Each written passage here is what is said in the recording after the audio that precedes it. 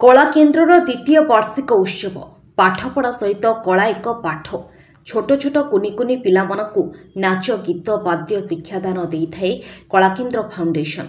ए कलाकेन्द्र foundation द्वितीय दिवस प्रथम संध्यार आयोजन हो जाइछि सालेपुर साहेश्वरी प्रांगण रे थिबा पड़ियारे। प्रथम संध्यार मुख्य अतिथि भावे वरिष्ठ सांबादिक अक्षय दास, सम्मानित अतिथि भावे पोस्टाल अफिसर प्राप्त डेप्यूटी डायरेक्टर अभिमन्यु नायक, मुख्य वक्ता भावे सदाशिव दास, सभा परिचालना करथिले प्रशांत कुमार सामल, अतिथि परिचय देथिले फाउंडेशन कर्मकर्ता संयुक्त जेना।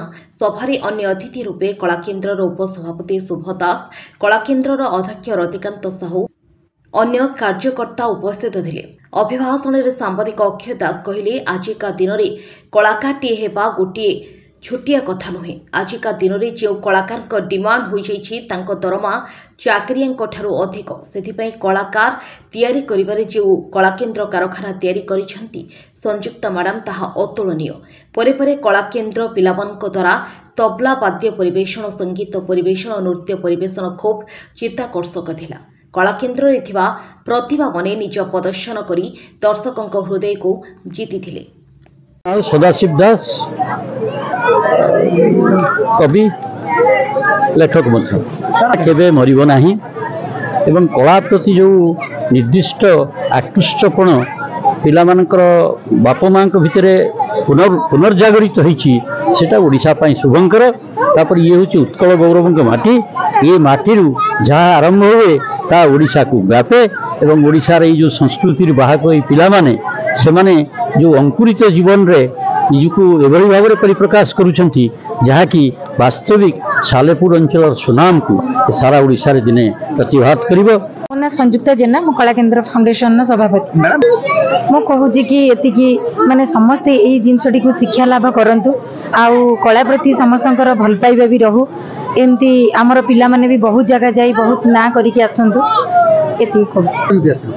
चिंताधारा आसिला कि एमती छोट बेलू मोर भी बहुत इच्छा थिला सब जिनस शिखापी, किंतु मते सब सुविधा दि जाई नथिला। तेणु मु चाहिली कि मु गोटे एमती अनुष्ठान करी जहाँकि मो पाखक पिला आसिकी शिक्षा ग्रहण करी। संगीत गाली और ताली भल लगुच मत जाऊ एते लोक भी एठी अच्छंती आउ भल पाइबा भी दउचंती। बहुत आमर साहाय्य सहयोग रहउची अनुष्ठान अभिभावक मानकर। सेतिबाई मु चाहूची कि आगु को बहुत एमती भल पाइबा दियंतु आउ साहाय्य सहयोग। अक्षय कुमार दास माटी जो कला अच्छी साहित्य अच्छी एवं ये सृजनशीलता अच्छी। तेणु ये माटी रे आज सालेपुर कला केन्द्र ताकर जो वार्षिक उत्सव ये जो नृत्य प्रतिभा अन्वेषण कार्यक्रम अनुष्ठित कले आम समस्त खुशी हलु।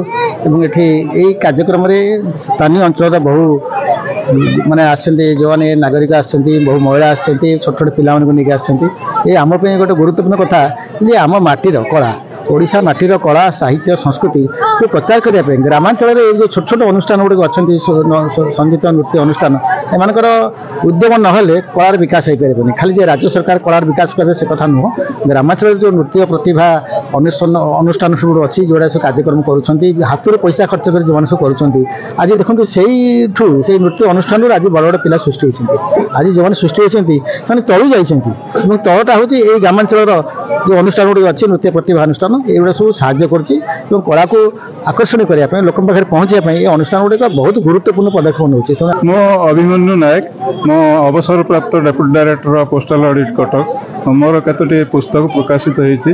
मत आज अतिथि रूपे डाकी आयुष्मती संजू जे कि कलाकेन्द्र फाउंडेशन प्रयोजिका मु बहुत कृतज्ञ।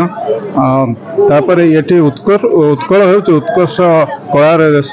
एठी गोड़ी माटी जोटी छुईब सबुठी कलार स्वाद आपण मैंने पाइपर से आम निजक गोटे गोटे कलाकार भाई चिंता करूँ जेकोसी घरे घरे।